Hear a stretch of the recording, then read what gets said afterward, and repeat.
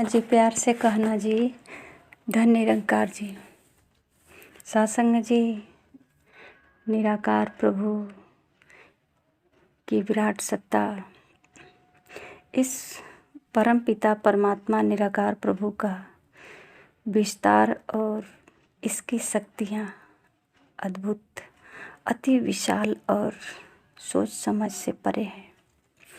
संसार जी संपूर्ण अवतार बाड़ी में सत्संग जी फरमाए हैं, रूप रंग है ना कोई रेखा, कोटि कोटि प्रणाम तुम्हें।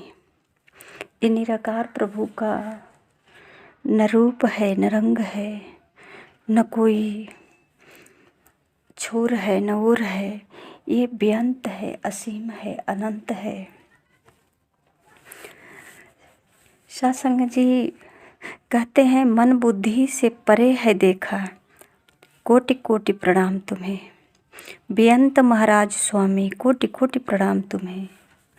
सत्संग जी ये जो है आदि अंत बुद्धि समझ सके, यह संभव नहीं है। सत्संग जी ये निराकार प्रभु परमात्मा, ना इनका आर है न पार है। लाखों सूरज करोड़ों चंद्रमा इस प्रभु के एक कोने में पड़े हुए हैं। इस नाश न होने वाले परम पिता परमात्मा का संविधान भी अनश्वर है। सत्संग जी कहते हैं कि अजर अमर और सर्वव्यापी, कोटि कोटि प्रणाम तुम्हें। ये निराकार परमात्मा जब रंग नहीं रूप नहीं तो फिर कैसे जान सकते हैं, कैसे परमात्मा की भक्ति कर सकते हैं बिना जाने बगैर।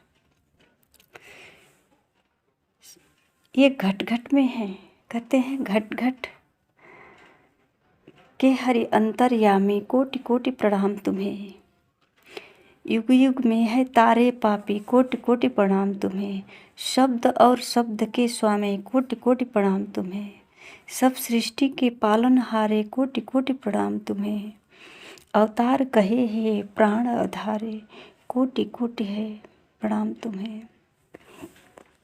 सत्संग जी ये निराकार परमात्मा इनकी ही शक्ति से ये सारे सृष्टि का पालनहार हैं, चला रहे हैं। कहते हैं शब्द और शब्द के स्वामी। सत्संग जी यही मालिक हैं इस सृष्टि का। ये शब्द भी यही और शब्द के, जैसे कि यही पूरी दुनिया का पूंजी भी यही है और पूंजी का भी मालिक यही है। सब कुछ यही है। सत्संग जी यही तो जानना है। और सत्संग जी बिना जाने बगैर संभव नहीं है। ये शब्द कौन है, शब्द का मालिक कौन है? शब्द और शब्द के स्वामी सत्संग जी निराकार परमात्मा बिना गुरु के नहीं जान सकते। ये पूरे सृष्टि में समाये हुए हैं। कैसे इनको, ये आँखों से तो कहीं पेड़ पौधा घास फूस जंगल झाड़ी नदी पहाड़ यही सब तो दिखता है। परमात्मा तो कहीं दिखाई नहीं देता। पर सत्संग जी सब में हैं, सब में व्याप्त हैं। ये रंग रूप से परे हैं। इनको मन बुद्धि भी समझ नहीं पाएगी। सत्संग जी हर युग में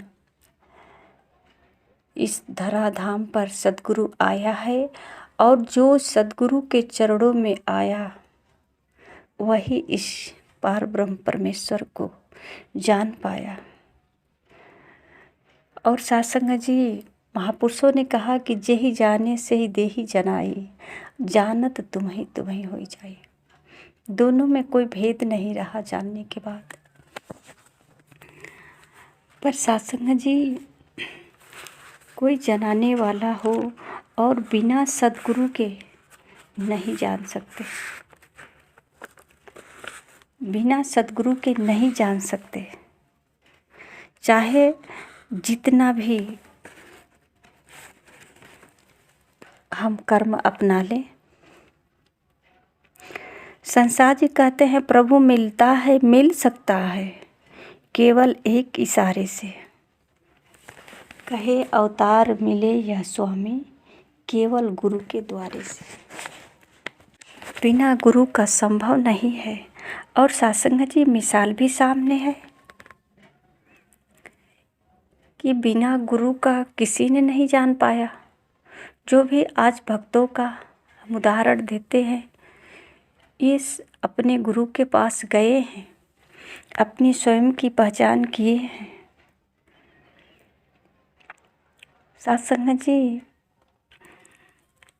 सुख जप तप भीतर मिला नहीं, न मिल सकता। संसार जी कहते हैं बिना गुरु के कमल हृदय का खिला नहीं, न खिल सकता। जैसे बिन माझी कभी किनारा मिला नहीं, न मिल सकता। फटा हो कपड़ा बिना सुई के सिला नहीं, न सिल सकता। संभव नहीं है ना। अगर कपड़ा 2 टुकड़ा हो जाए तो उसको कभी जोड़ नहीं सकते। एक सुई धागा ही है जो अगर धागा भी हो, सुई न हो तभी नहीं जोड़ सकता है। सत्संग जी ये सद्गुरु ही हैं जो सत्संग जी ये परमात्मा का दीदार करा सकते हैं, एहसास करा सकते हैं। सत्संग जी आज समय के सद्गुरु माता सुदीक्षा जी महाराज इस धराधाम पे आए हैं और सत्संग जी हर देश के कोने कोने पहुंच करके सभी मनुष्य को जगा रही हैं, बता रही हैं कि ये पूरे सृष्टि का एक ही सत्ता, एक ही परमात्मा, एक ही मालिक है। उसे जान ले जो चला रहा है इस सृष्टि को और इस सृष्टि में समाये हुए। सत्संग जी महापुरुष एक भजन गाते हैं कि परमात्मा सबके भीतर हैं और हम परमात्मा को बाहर ढूंढते हैं। तो ये भीतर बाहर सब जगह किस तरह से व्याप्त है। ये तो निराकार है, इसका आकार नहीं है, तभी तो सब में है। अगर आकार होता तो ये वृक्षों के अंदर कैसे होता, मनुष्य के अंदर कैसे होता, कीड़े मकोड़े के अंदर कैसे होता। ये सब में इसकी यही शक्तियाँ हैं जो चला रही हैं। चाहे अग्नि का तपन हो, पानी की शीतलता हो या फिर सूरज का तेज हो। सत्संग जी संसार जी फरमाते हैं जो ईश्वर के साथ मिला दे वह ही सतगुरु पूरा है। जो जीवन को शांत बना दे वह ही सतगुरु पूरा है। आज सतगुरु माता ये निराकार प्रभु परमात्मा का एहसास करा करके जो सूरज में भी तेज रूप में है, चंद्रमा में शीतल रूप में है और पूरे सृष्टि में जो समाये हुए हैं। अगर एक पौधा अंकुरित होता है, पौधे रूप में विकसित होता है, बीज अंकुरित होता है। सत्संग जी अगर कोई बीज उठा ले हाथ में तो बीज को देखने से ऐसा तो नहीं लगता कि इसमें बहुत बड़ा विशाल रूप का दर्शन तो नहीं कर सकते ना। कोई भी बीज हाथ में ले लें, चाहे वो मक्का का हो या फिर इमली का हो, कटहल का हो, या आम का हो, बबूल का हो, जो भी हो, चने का हो, गेहूं का हो, या फिर सरसों का हो, तो सत्संग जी हाथ में बीज ले करके कभी इतना विशाल रूप का कल्पना संभव नहीं है। और सत्संग जी अगर यही जो अपने हाथों से धरती में बीज को डाला है, अंकुरित होते हुए देखा है, फिर पौधे रूप में विकसित होते हुए देखा है, उसका निराई गुड़ाई किया है, फिर एक विशाल रूप में उसको देखा है, और उसमें फिर उसी तरह से अनेकों बीज के रूप में जन्म लेना, फल के रूप में जो देखा है, वह तो दावे के साथ कह सकता है कि इसमें बहुत बड़ा विशाल वृक्ष होगा। पर जो कभी देखा ही नहीं, वह कैसे सोच सकता है, वह कैसे समझ सकता है कि एक इमली का बुट्टा है, छोटा सा बीज है, और इमली का कहाँ इतना विशाल वृक्ष, भला कैसे सोच सकता है। पर सत्संग जी है, बीज से ही अंकुर निकला है। बीज तो टूट गया, उसका तो नाश हो गया, पर उसमें जो अंकुर था, उसमें से एक किरण निकली, जो शक्तियाँ है, वो अनेकों दाना लेकर फिर प्रकट हुआ। यही सत्संग जी निराकार प्रभु परमात्मा की सत्ता है, जो ये सृष्टि में जो देख रहे हैं, एक ही है ब्रह्म। ये सब जो है इनके ही फल, इनकी ही शक्ति से अनेकों है, और अनेकों का जब विनाश होता है तो एक ही होता है। फिर एक से ही अनेक, अनेक से ही एक, एक से ही सब कुछ है। सत्संग जी बिना सद्गुरु का नहीं समझ सकते, चाहे जितनी भी शास्त्र को अध्ययन कर ले। अब शास्त्र भी कहाँ रह चुका उतना, नकल पे नकल, नकल पे नकल इतना हुआ। सोचिए सत्संग जी, अगर एक व्यक्ति, एक कलाकार किसी का तस्वीर बनाया है, फिर दूसरा कलाकार आया, उस तस्वीर से एक तस्वीर और खींचा, तीसरा आया, उस तस्वीर से एक और तस्वीर खींचा, चौथा आया, उस तस्वीर से एक तस्वीर और खींचा। तो ये तो सोच सकते हैं कि क्या तस्वीर में बदलाव आ सकता है कि नहीं आ सकता। तस्वीर धीरे धीरे धीरे धीरे बदलते बदलते एक दिन ऐसा बदल गया कि वो जिसका तस्वीर है वो खुद नहीं पहचान पाया, और उसका बिल्कुल चेहरे से मिलता जुलता नहीं रहा। आज संसार की हालत यही हो गई है सत्संग जी। भटकने का भ्रम भुलेखे में पड़ने का कारण यही है कि इतना बदलाव, इतने पुस्तकें धार्मिक, अनेकों, कौन सा पढ़ें, कहाँ से सच्चाई निकलेगी। कुछ पढ़ें, कुछ किताबें पढ़ेंगे तो कुछ और निकलेगा, कुछ किताबें पढ़ेंगे तो कुछ और निकलेगा। जिसको जहाँ से जो अनुभव हुआ, सत्संग जी ये प्रतिभाशालियों ने करामात दिखाया, और कवियों ने कविता के रूप में लिखा, और सत्संग जी पढ़ने वाले उसी को पढ़ करके दोहराते दोहराते दोहराते दोहराते खुद उसी में फंस गए।